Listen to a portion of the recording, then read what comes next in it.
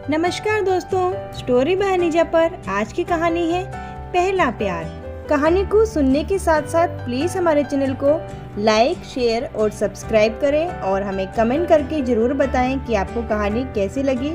आपका एक एक कमेंट, लाइक, शेयर और सब्सक्राइब हमें आगे बढ़ने का मोटिवेशन जो देता है।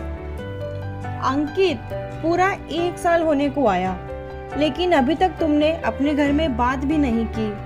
कुछ दिनों बाद तो मेरे कॉलेज की पढ़ाई भी खत्म हो जाएगी और मैं अपने घर वापस भी लौट जाऊंगी। तुम मुझसे शादी करना चाहते भी हो या नहीं? सुहाना ने अंकित से नाराजगी जताते हुए कहा। ओहो सुहाना, इतनी भी क्या जल्दी है? मैंने कहा है ना, घर पर बात कर लूंगा तो कर लूंगा ना। आज तुम्हारा जन्मदिन है, अपना मूड खराब मत करो। चलो बाहर किसी रेस्टोरेंट में खाना खाने चलते हैं। अंकित ने सुहाना की बात को टालते हुए कहा। लेकिन अंकित, मुझे सच सच बताओ, तुम अपने घर में बात कब करोगे? अच्छा चलो, कल मैं पक्का बात कर लूंगा। लेकिन सुहाना, मुझे डर लग रहा है, क्योंकि घर में माँ की ज्यादा चलती है और माँ ही सबसे ज्यादा सख्त नियम कानून वाली है। सुहाना, मुझे डर लगता है, अगर माँ ने मना कर दिया तो, या फिर उन्हें हमारे रिश्ते के बारे में पता भी चल गया तो वह हमारा मिलना भी बंद करवा देंगी। और मैं तुमसे दूर नहीं रहना चाहता सुहाना। बस इसी डर के मारे मैंने आज तक अपने घर में बात भी नहीं करी। लेकिन ऐसे डर डर कर तो काम नहीं चलने वाला ना। आज नहीं तो कल तुम्हें अपने घर में बात तो करनी पड़ेगी। तो प्लीज जल्दी घर में बात करो, क्योंकि कॉलेज खत्म होने के बाद मैं भी अपने घर वापस चली जाऊंगी और फिर उसके बाद हमारा मिलना भी ना हो पाएगा। मैं चाहती हूँ कि कॉलेज खत्म होने से पहले ही हमारी बातें हो जाएं, ताकि मैं भी तो अपने घर में तुम्हारे बारे में बता सकूं। तुम तो जानती ही हो अंकित, मेरे घर में ऐसी कोई दिक्कत नहीं है। मैं जिससे कहूँगी घर वाले उसी से मेरी शादी करवा देंगे। अंकित ने सुहाना से वायदा तो कर लिया था, लेकिन उसे निभाएगा कैसे, यह सोच सोचकर उसे रात भर नींद भी नहीं आई। भरा पूरा परिवार था अंकित का, दो भाभियां, एक छोटी बहन, पिताजी और माँ। वैसे तो दोनों भाभियां बहुत तेज थी, लेकिन माँ के आगे उनकी एक भी नहीं चलती। तो भला बेचारे अंकित की क्या चलने वाली थी। फिर भी अंकित ने हिम्मत करके माँ के सामने जब सुहाना की बात करी तो माँ बहुत नाराज हो गई और पूरा घर सर पर उठा लिया। अंकित की पूरी बात सुने बिना ही उन्होंने अंकित के गाल पर एक जोरदार तमाचा भी जड़ दिया और साथ ही साथ चेतावनी भी दे दी कि उसकी शादी होगी तो केवल उन्हीं की पसंद की लड़की से, लव मैरिज, और वह भी हॉस्टल में अकेली रहने वाली लड़की के साथ। इसके लिए अंकित की मां ने साफ इनकार कर दिया था। उन्होंने अंकित को चेतावनी दी थी कि अगर आज के बाद तुम उस लड़की से मिले भी तो इस घर में तुम आने लायक नहीं रहोगे। अंकित की दोनों भाभियां भी अपनी अंकित का साथ देने की बजाय आग में घी डालने का काम कर रही थी। माँ जी, भैया तो घर से बाहर निकलकर आवारा ही हो गए। बताओ, इन्हें आपकी इज्जत की कोई चिंता नहीं रही, जो बाहर जाकर लड़कियों के साथ नैन मटक्का कर रहे हैं। अगर पास पड़ोस वालों और रिश्तेदारों को उसके बारे में पता भी चल गया ना, तो हम तो कहीं मुंह दिखाने के लायक न रहेंगे। अंकित की भाभियों की सलाह पर ही अंकित का कॉलेज जाना बंद करवा दिया और उसके दोनों भाइयों के साथ उसे फैक्ट्री भेज दिया। अंकित के पास अब कोई रास्ता ही नहीं रह गया था सुहाना को यह खबर पहुंचाने का कि उसकी मां ने उन दोनों का मिलना बंद करवा दिया है और वह उन दोनों की शादी से राजी भी नहीं है। उधर सुहाना अंकित का इंतजार करती रही, मगर ना तो उसका कोई खत आया, ना ही कोई खबर। अंकित अगर चाहता तो वह सुहाना को खबर कर सकता था, लेकिन उसकी हिम्मत नहीं थी सुहाना को मना करने की। सुहाना को एक बार देखने के बाद वह टूट सकता था और अंकित जानता था कि माँ की सहमति के बिना उन दोनों के रिश्ते का कोई वजूद नहीं है। अगर अंकित के पास कोई आय का स्रोत भी होता तो भी वह सुहाना से अपनी माँ के खिलाफ जाकर शादी कर लेता। लेकिन अगर वह शादी कर भी लेता है तो सुहाना की देखभाल कैसे करेगा, यही सोचकर उसने सुहाना से कोई बात नहीं की। लेकिन अंकित बेचैन था सुहाना का हाल जानने के लिए। इसीलिए उसने अपने दोस्त सैंडी की सहायता ली। सैंडी ने आकर बताया कि सुहाना हॉस्टल छोड़कर जा चुकी है, लेकिन कहाँ गई है और क्यों गई है कोई नहीं जानता। मैंने उसकी सहेलियों से भी उसके बारे में पूछा, लेकिन उन्होंने यही बताया कि सुहाना अब उदास रहने लगी थी और पढ़ाई में भी उसका मन नहीं लगता था। शायद इसीलिए और उसने अपनी पढ़ाई बीच में ही छोड़ दी है। यह सुनकर अंकित को बहुत दुख हुआ और आत्मग्लानि भी, क्योंकि सुहाना की हालत का जिम्मेदार सिर्फ और सिर्फ अंकित ही तो था। और यह बात अंकित कभी भी नहीं भूल सकता था कि जिसने उससे इतना प्यार किया उसी को अंकित ने इतना बड़ा धोखा दे दिया। काश कि मैंने हिम्मत करके सुहाना को सारी बात बता दी होती। वह तो मुझे जरूर ही धोखेबाज और बेईमान समझती होगी। अब मैं उसे कैसे बताऊं कि मैं उसे कितना प्यार करता हूं। लेकिन अब इन सब बातों के सोचने का कोई फायदा ही नहीं रहा था। दिन, हफ्ते, महीने, साल गुजर गए और धीरे धीरे अंकित की यादों से सुहाना भी कहीं ओझल सी होने लगी थी। अंकित अब शायद मन ही मन यह मान चुका था कि अब तो सुहाना की शादी भी हो चुकी होगी और वह अपने जीवन में खुश होगी। अंकित के लिए इसी बीच कई रिश्ते आए, लेकिन अंकित अब शादी ही नहीं करना चाहता था। इधर वक्त का घूमता पहिया अपने नीचे काफी कुछ कुचल कर चला गया था। अंकित के पिताजी बीमारी के कारण चल बसे थे, तो अंकित की रौबदार माँ के पैरों में बाथरूम में फिसलने के कारण चोट लग गई थी। बढ़ती उम्र के कारण अब उस चोट का ठीक हो पाना भी संभव नहीं था। अंकित की माँ व्हील चेयर पर आ चुकी थी। अंकित के भाइयों और भाभियों ने इस परिस्थिति का फायदा उठाते हुए अपना रंग दिखाना शुरू कर दिया था। घर की सत्ता माँ के बीमार होने के बाद बड़ी भाभी भावना के हाथ में आ गई थी, तो पिताजी के जाने के बाद फैक्ट्री पर दोनों भाइयों ने कब्जा कर लिया था। अंकित की बहन की शादी तो पिताजी अपने जीते जी ही करवा गए थे। शायद यही एक सुकून की बात थी अंकित के लिए। अंकित अब अकेला पड़ गया था, बिल्कुल अकेला। अगर वह बाहर काम ढूंढने जाए तो घर पर माँ की देखभाल कौन करे, और अगर घर पर रहकर माँ की देखभाल करे तो घर खर्चे का जुगाड़ कैसे करे। अब तो अंकित को सुहाना की बहुत याद आने लगी। दोनों भाइयों और भाभियों ने अंकित को फैक्ट्री से बेदखल कर दिया था और घर में भी एक छोटा सा कमरा दोनों माँ बेटे को देकर खुद पूरे घर पर कब्जा कर लिया था। अंकित बेटा, मुझे माफ कर दो। शायद मैं अपने गुनाहों की सजा भुगत रही हूँ।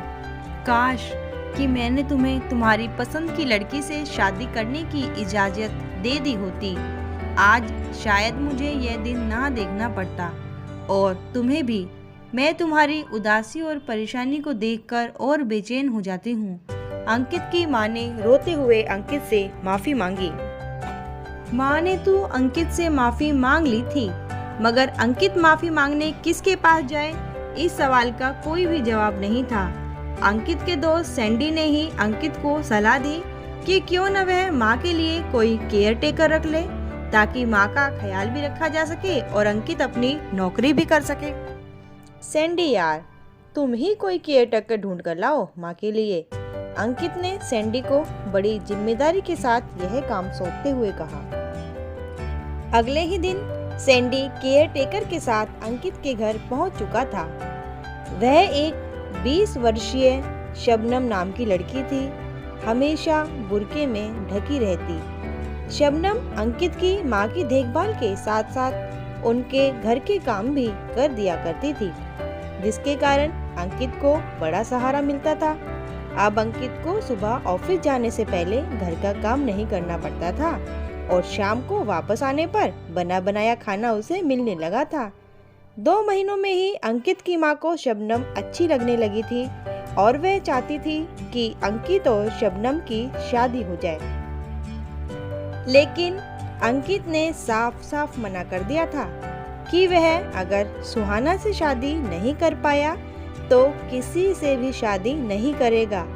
और वैसे भी मैंने सुहाना का बहुत दिल दुखाया है, मेरे कारण ही ना जाने सुहाना कितना दुखी रहती होगी। शादी ना करना ही शायद मेरे कर्मों की सजा है। लेकिन केवल अंकित की माँ ही नहीं, शबनम भी अंकित से शादी करना चाहती थी। वह तो ना जाने कितने प्रयास करती अंकित के करीब जाने का, लेकिन अंकित वह तो उसे अपने पास फटकने भी नहीं देता था। अंकित प्लीज एक बार मेरा चेहरा तो देखो, मुझे पक्का यकीन है मुझे देखते ही तुम शादी के लिए हाँ कर दोगे। इतनी भी बुरी नहीं हूँ मैं, और हो सकता है शायद तुम्हारी सुहाना से ज्यादा ही सुंदर हूँ। शबनम ने अंकित को अपना बुर्का हटाते हुए कहा, लेकिन अंकित ने वापस एक झटके से शबनम का बुर्का वापस उसके चेहरे पर डाल दिया। शबनम ने अंकित को धमकी तक दे डाली थी कि अगर तुमने मुझसे शादी नहीं की तो मैं अपनी जान दे दूंगी। लेकिन शबनम की धमकी का अंकित पर कोई भी असर नहीं हुआ। अंकित शबनम को अपने घर से भी निकाल नहीं सकता था, क्योंकि शबनम उसकी माँ की सेवा बहुत मन से करती थी। अंकित की दोस्त सैंडी ने भी अंकित को बहुत समझाया कि अब तो सुहाना अपनी गृहस्थी भी बसा चुकी होगी, फिर तुम क्यों अपने आप को सजा दे रहे हो। देखो अंकित, शबनम जैसी लड़की तुम्हें बार बार नहीं मिल सकती, और सबसे अच्छी बात तो यह है कि वह भी तुम्हें चाहती है। तुम शबनम से शादी के लिए हाँ कर दो। लेकिन अंकित को शायद आज भी सुहाना का इंतजार था। उसे डर था कि जिंदगी के कहीं किसी मोड़ पर अगर सुहाना उससे दोबारा टकरा गई तो वह सुहाना को क्या जवाब देगा।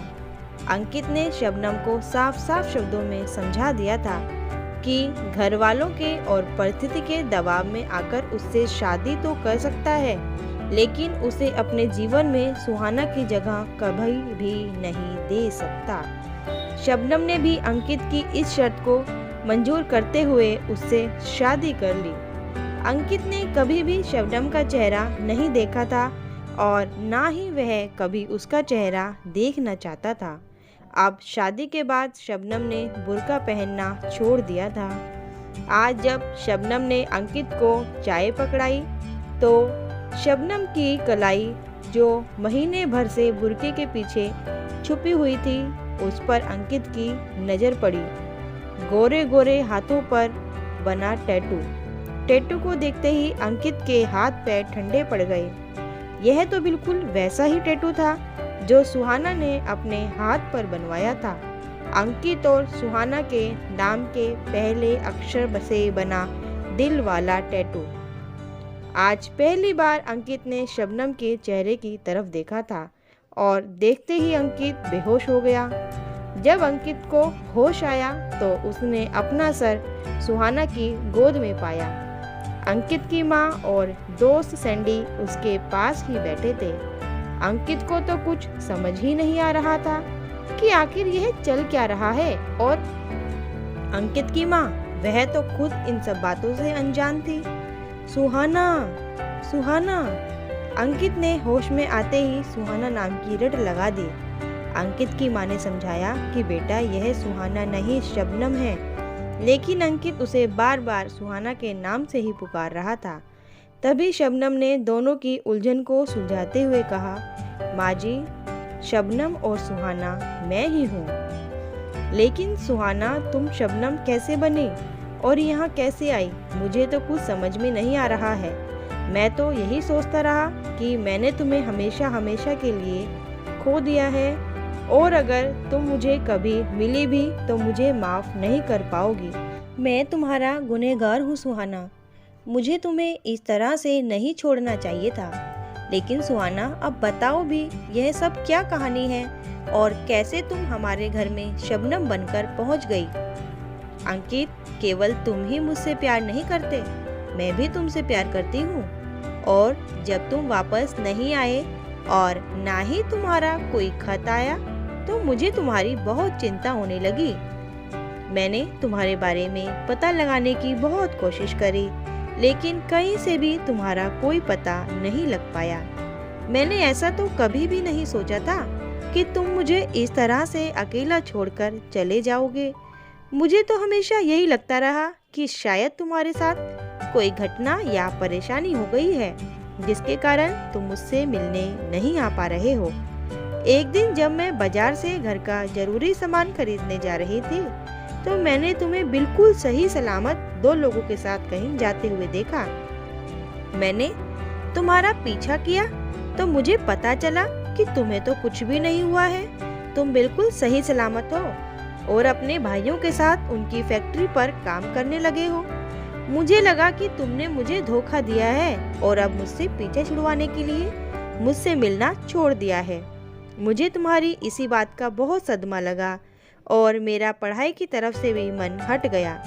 अब ना तो मेरा पढ़ने में मन लगता था और ना ही किसी और काम में। मैं हमेशा रोती रहती थी।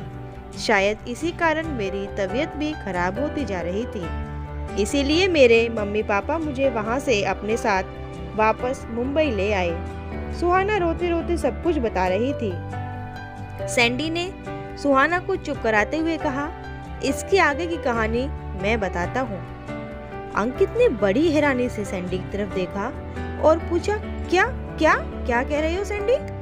क्या तुम्हें भी सुहाना के बारे में सब कुछ पता था और तुमने मुझे नहीं बताया? ऐसा क्यों? तुमने मेरे साथ ऐसा धोखा क्यों किया? नहीं अंकित, मुझे पहले सुहाना के बारे में कुछ भी नहीं पता था। मुझे भी कुछ दिनों पहले ही सुहाना की सारी कहानी पता चली है। तुम्हें याद है ना, एक बार तुमने मुझे सुहाना के बारे में पता लगाने के लिए उसके हॉस्टल भेजा था और उस समय सुहाना वहाँ से चली गई थी, लेकिन उसके घर का पता मैं उसकी सहेलियों से ले आया था। उस समय मैंने तुम्हें पता बताना जरूरी नहीं समझा क्योंकि मुझे लगा कि अगर सुहाना की कहीं शादी हो गई होगी तो फिर तुम उससे भी ज्यादा टूट जाओगे। लेकिन जब आंटी के पैर में चोट लगी और पिताजी तुम्हारे गुजर गए और तुम पर मुसीबतों का पहाड़ टूट पड़ा, तब तुम्हें सुहाना की और भी ज्यादा याद आने लगी। तो मैं खुद सुहाना के एड्रेस पर उसके घर गया। वहाँ मैं सुहाना और उसके घर वालों से मिला। वहाँ जाकर मुझे पता लगा कि सुहाना भी तुम्हें बहुत याद करती है और इसी कारण उसकी तबीयत भी खराब रहने लगी है। उधर सुहाना तुम्हारी मजबूरी के बारे में कुछ भी नहीं जानती थी। वह तो तुम्हें धोखेबाज समझ रही थी, लेकिन जब मैंने उन्हें तुम्हें बारे में सब कुछ सच सच और सही सही बताया और यह भी बताया कि अब तुम सुहाना को बहुत याद करते हो और तुम्हारे ऊपर बहुत सारी मुसीबतें एक साथ आ गई हैं, तो सुहाना और उसके घर वालों ने यह तय किया कि वह सुहाना को तुम्हारे घर भेजेंगे, लेकिन सुहाना के रूप में नहीं, किसी और रूप में, ताकि सुहाना खुद जाकर यह तय कर पाए कि क्या सच में सुहाना से शादी करने के लायक तुम हो या नहीं। हाँ अंकित, सैंडी भैया बिल्कुल सच कह रहे हैं। जब मैं यहाँ पर आई तो मैं तुमसे बहुत नाराज थी और मैं तो तुमसे बदला भी लेना चाहती थी। मैं चाहती थी कि जिस तरह से तुमने मुझे तड़पाया है मैं भी तुम्हें तड़पाऊं। लेकिन यहाँ आकर मैंने खुद देखा कि तुम्हारे जाने के गम से जितना ज्यादा मैं दुखी हूँ उससे कहीं ज्यादा तुम दुखी हो और अपने आप को उस घटना के लिए जिम्मेदार भी समझते हो। मेरे लिए इतना ही काफी था और वैसे भी मैं एक बार अपने पहले प्यार को खो चुकी हूँ, दोबारा भी अपने इस पहले प्यार को खोना नहीं चाहती। मैंने शबनम बनकर भी तुम्हारी परीक्षा ली, लेकिन तुम तो केवल सुहाना के थे, सुहाना के हो और सुहाना के ही रहोगे। और मैं भी कहती हूँ कि सुहाना केवल तुम्हारी थी, तुम्हारी है और तुम्हारी ही रहेगी। सुहाना, मेरे मन में एक बात और है। हमने शादी तक कर ली मगर तुम्हारे मम्मी पापा नहीं आए, ऐसा क्यों? कहीं तुम अपने घर वालों से लड़ झगड़ कर या उन्हें बिना बताए तो यहाँ पर नहीं आ गई? अंकित ने सुहाना से पूछा। नहीं अंकित, मैं अपने घर वालों से लड़ झगड़ कर या उनसे बिना पूछे यहाँ नहीं आई, बल्कि जो कुछ भी हुआ है उन सभी में उनकी भी सलाह और आशीर्वाद शामिल है। तुम तो जानते ही हो, शादी में मेरी तरफ से 4-5 लोग भी आए थे जिन्हें मैं अपने दोस्त और अंकल आंटी बता रही थी। वह दरअसल अंकल आंटी नहीं, मेरे मम्मी पापा ही थे और जिन्हें मैं अपना दोस्त बता रही थी वह मेरे भाई बहन थे। यह बिल्कुल सही कह रही है बेटा, अंकित की माँ ने अंकित को बताया। इसका मतलब माँ आप भी इन सभी बातों को जानती थी, यानी कि मेरे अलावा सब कोई सब कुछ जानता था।